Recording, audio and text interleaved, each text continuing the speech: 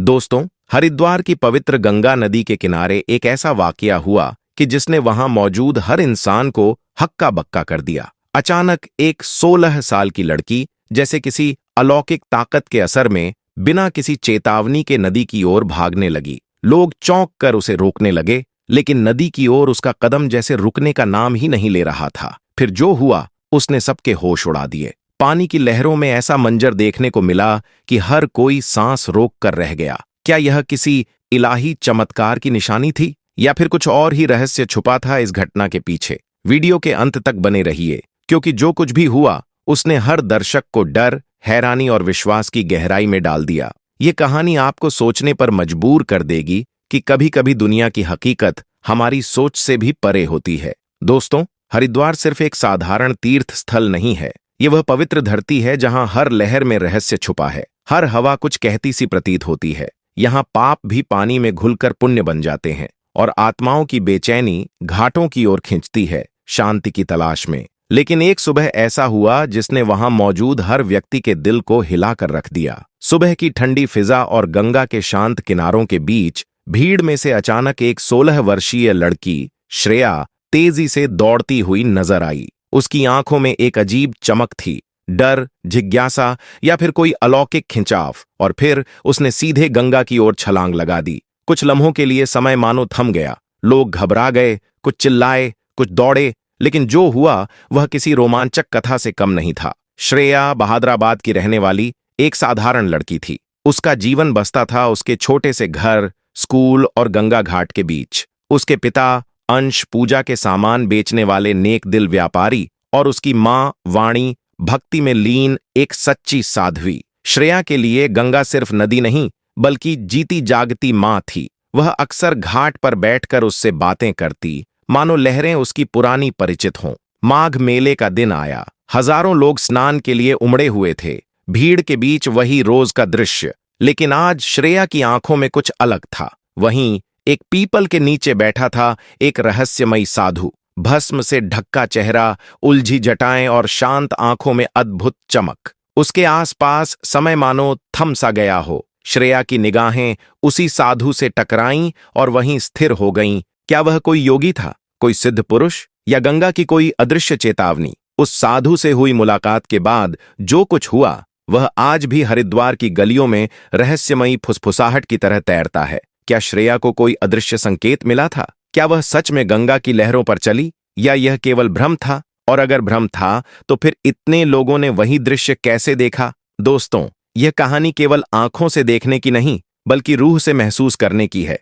इसलिए इस वीडियो को अंत तक जरूर देखिए, क्योंकि कुछ घटनाएं सिर्फ आंखों से नहीं बल्कि दिल और आत्मा से जानी जाती हैं। पूरी हकीकत जानना जरूरी है, क्योंकि यह केवल एक साधारण घटना नहीं बल्कि एक इशारा, एक वरदान और एक गहरा संकेत है जो आज भी गंगा की हर लहर में गूंजता है। उस शाम श्रेया के कदम धीमे थे, लेकिन उसके दिल में उठती भावनाओं का तूफान किसी को भी झकोर सकता था। भीतर की बेचैनी उसे उस ओर खींच रही थी जहां कोई और पहुंच नहीं सकता था। घाट पर पीपल के नीचे बैठा एक रहस्यमयी साधु ध्यान मग्न था। उसकी भस्म सी सजी देह, जटाओं में उलझे बाल और मंत्रों में डूबी सांसें मानो किसी और ही लोक का एहसास दे रही थीं। श्रेया जब उसके पास पहुंची तो साधु धीरे धीरे अपनी आंखें खोलते हैं। उन आंखों में न तो आश्चर्य था, न कौतूहल, सिर्फ एक गहरी समझ जो किसी भी दिल के सबसे भीतर उतर सकती थी। उसके होंठों पर एक हल्की मुस्कान उभरी, जैसे कोई छुपा रहस्य उसकी आंखों के सामने हो। बेटी, साधु ने गंभीर स्वर में कहा,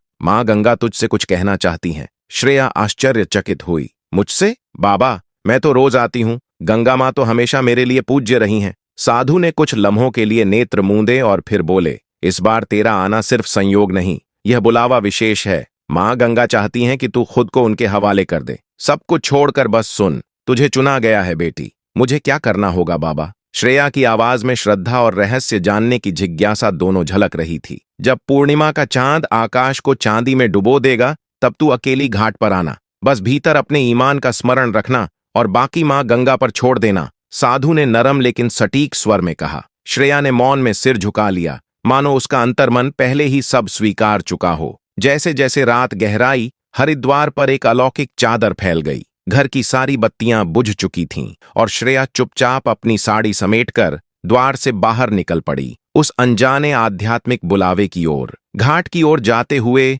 केवल दूर से आती मंदिर की शंखध्वनि और गंगा की हल्की सरसराहट सुनाई दे रही थी। हर की पौड़ी पहुंचते ही वहां बिछी चांदनी मानो स्वर्गिक आभा का एहसास करा रही थी और श्रेया का मन पूरी तरह अलौकिक अनुभव में मग्न हो गया। दोस्तों, यह वही पल था जब श्रेया ने आंखें बंद कीं और धीरे धीरे ओम नमः शिवाय का जाप शुरू किया। उसके भीतर हल्की हल्की हलचल महसूस होने लगी, एक कंपन, एक जागृति जो हर सांस के साथ तेज होती चली गई। जैसे जैसे वह ध्यान में गहरी होती गई, उसे अपनी देह हल्की लगने लगी, मानो पृथ्वी की सीमाएं उसकी वास्तविकता से हट रही हों। जब श्रेया ने नेत्र खोले तो वातावरण बदल चुका था। गंगा की लहरें स्थिर लगने लगीं और चारों ओर अदृश्य ऊर्जा का आलोक फैल गया। फिर जब श्रेया ने अपना पहला कदम जल की ओर रखा तो अद्भुत दृश्य हुआ। उसके पांव पानी में डूबे नहीं, बल्कि वह सच में जल की सतह पर खड़ी थी। धीरे धीरे, जैसे कोई अदृश्य शक्ति उसे दिशा दे रही हो, श्रेया ने अपने कदम